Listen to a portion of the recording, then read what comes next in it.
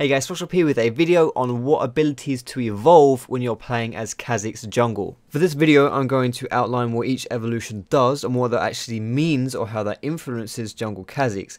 Then I'm going to talk about my suggestions, what to evolve, what not to evolve, and why. When you evolve your Q, increases its range ever so slightly, and also your Q will do bonus damage based off of the enemy's missing health, and that missing health damage is enhanced even further if they are isolated. So really what this means is that your bread and butter skill now does more damage. You clear a lot faster as well because percentage health damage is always good for taking down jungle camps, but basically you're better at dueling, you're better at ganking, and you're actually very fast at taking away dragon as well. When you evolve your W, it releases 3 rockets in a cone as opposed to just 1 when it isn't evolved, and it also increases the slow amount from 20% to 30%. It's worth noting that the W will not heal you for more just because you can now hit more targets. You still only get benefit from 1 heal if you're in the blast radius. In my opinion, the increased slow is really insignificant and it doesn't mean anything for evolving your W, but it does mean that it is easier to hit targets and also you have the potential to hit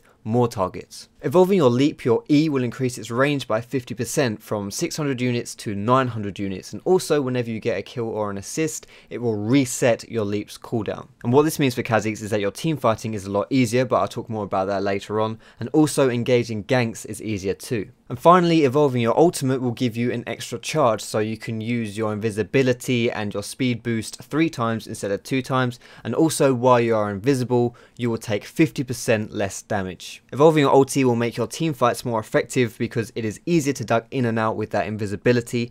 Also, it's better for chasing and for escaping because you now have 3 charges, so you have 3 speed boosts. It also makes your dueling better because you have an extra invisibility to wait for your cooldowns. Think of a similar way that people use Zhonya's on AP casters. And finally, the damage reduction is quite useful, although because you are invisible, you can't actually be targeted, so it's really only good versus heavy AoE teams or abilities such as Caitlyn's ultimate. So that's the outline of what the different evolutions do and what they mean, but what do I suggest that you take and what do I personally run when I'm playing jungle Kha'Zix? Your first evolution will always either be your Q or your E. It's kind of down to preference. I personally like to take my Q first because that just means more brute force, more power, more clear speeds, but if you do take your E first, then you can make more plays. For your second evolution, you're going to want to take whatever you didn't take for your first evolution. So if you took your Q at level 6, take your E at level 11 and vice versa. It is absolutely crucial that if you haven't taken your wings first, that you get them second, because this is around the time when grouped fights start happening,